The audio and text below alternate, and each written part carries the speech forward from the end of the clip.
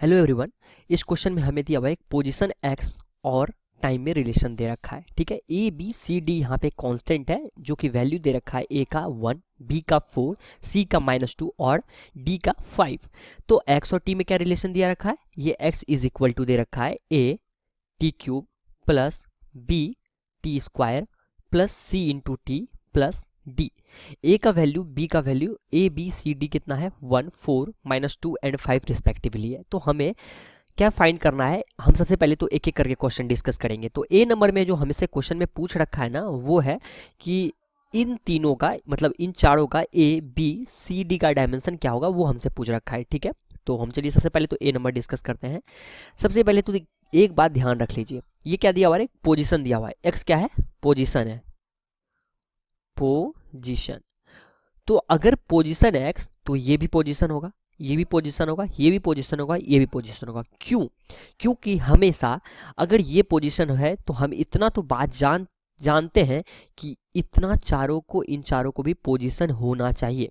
ठीक है, इसका डायमेंशन पोजीशन का डायमेंशन के इक्वल होना चाहिए। दोनों का अगर डायमेंशन इक्वल होगा तभी ये फार्मूला करेक्ट है। ठीक है, तभी ये रिलेशन करेक्ट होगा।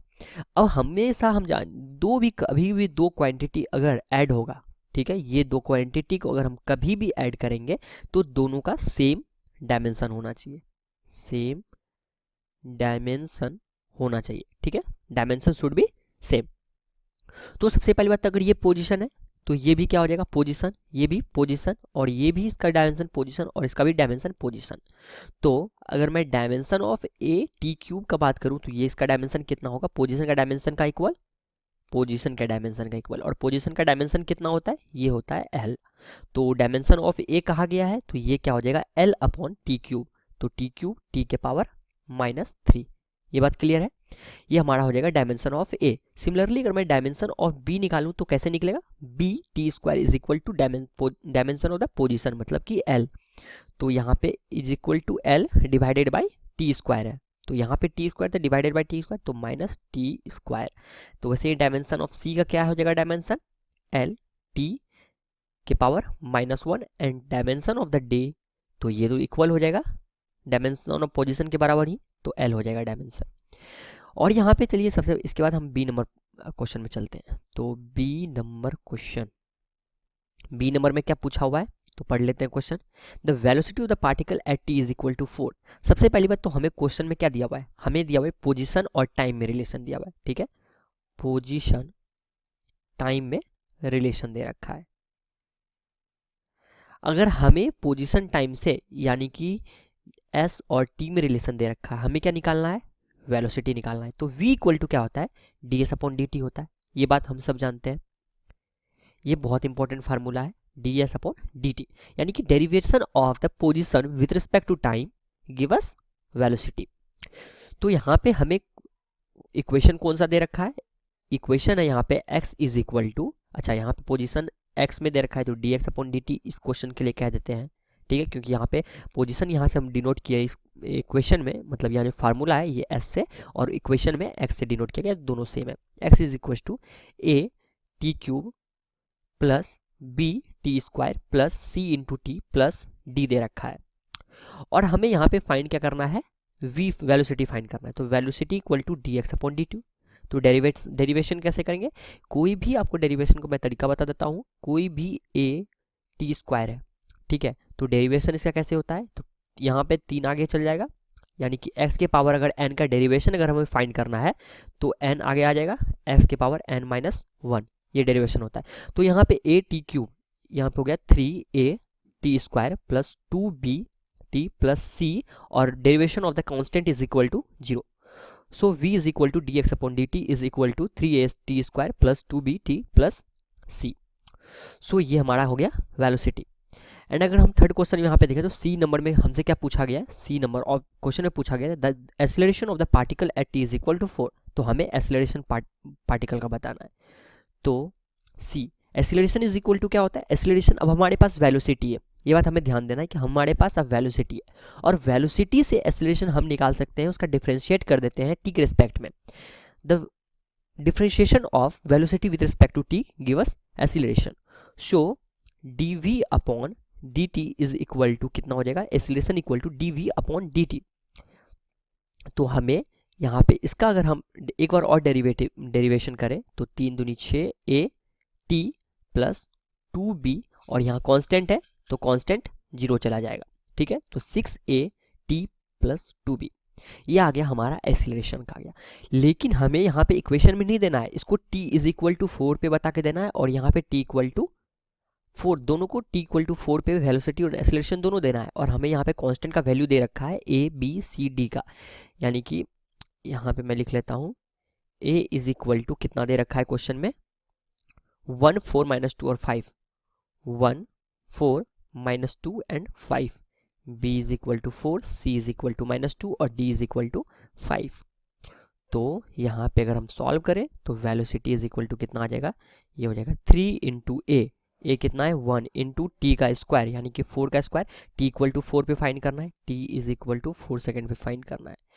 तो 4 का स्क्वायर 4 चौका 16 plus 2 into b 4 into 4 plus c कितना है -2। अगर इसको हम कैलकुलेट करते हैं तो हमारे पास आ जाता है 78 आ जाता है, और इसका ऐसा यूनिट मीटर पर सेकेंड।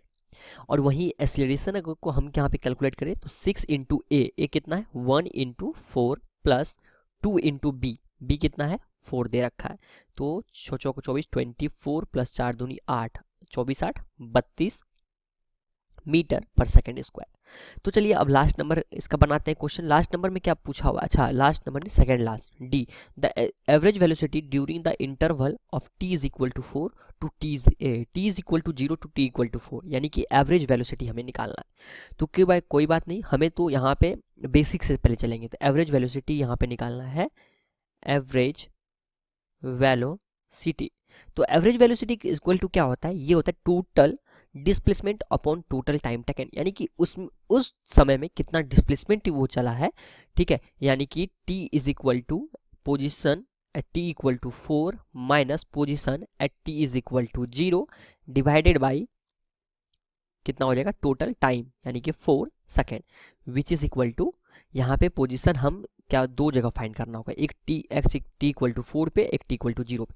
सबसे पहले तो हम टी इक्वल टू 0 पे पोजीशन फाइंड कर लेते हैं। तो एक्स 0 कितना हो जाएगा, ये हो जाएगा डी का वैल्यू कितना है क्वेश्चन में दे रखा है, डी इक्वल टू कितना है 5, तो 5 हो गया मीटर।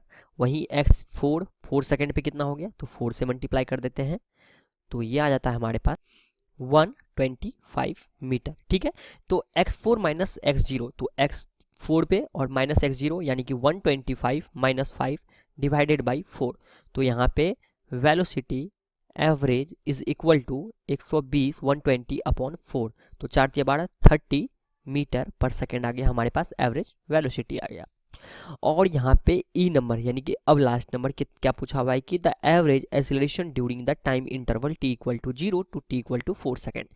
तो ये वाला इजी है, एवरेज एक्सीलरेशन पूछा हुआ है ई नंबर में, एवरेज एक्सीलरेशन पूछा हुआ है इज इक्वल टू क्या, यहाँ पे x4 माइनस x0 किए थे, ठीक है। तो यहाँ पे v4 minus v0 same formula, v at t is equal to 0 divided by time same, क्योंकि यहाँ पे क्या होता है कि वेलोसिटी इक्वल टू क्या हो जाता है t x upon d t, यहाँ पे acceleration equal to d v upon d t, same d v upon d t, ठीक है। या इसको हम बोल सकते हैं delta v upon delta t. तो डेल्टा वी निकाल लेते हैं अपॉन डेल्टा टी, तो डेल्टा वी एट 4 सेकेंड यहाँ पे दो टाइम पे निकालना पड़ेगा।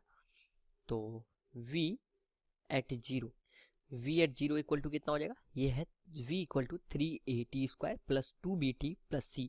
तो 0 पे ये भी 0 ये भी 0, मतलब कि c होगा, और c का वैल्यू कितना है -2 मीटर पर सेकेंड। और v एट 4 अगर यहाँ पे इस इक्वेशन में 4 रखें तो कितना आता है हमारे पास, यह जाता है हमारे पास 78 मीटर पर सेकेंड। बस कुछ नहीं करना है आपको, यहाँ पे जो है इस इक्वेशन में 3at square plus 2bt plus सी में हम यहाँ पे t इक्वल टू 4 पुट किए, तो यहाँ पे a आ गया 78 मीटर पर सेकेंड। तो अब बस यहाँ पे रख देते हैं 78 माइनस ऑफ 2 डिवाइडेड बाई कितना डिफरेंस है डेल्टा टी 4 है। तो एवरेज एक्सीलरेशन कितना हो जाएगा, ये minus minus plus at divided by 4, 4 दूनी 8, 20 मीटर पर सेकेंड स्क्वायर, इसका हो जाएगा एवरेज एक्सीलरेशन। तो ये था हमारा इस प्रश्न का उत्तर था, इस क्वेश्चन का आंसर। क्लियर है।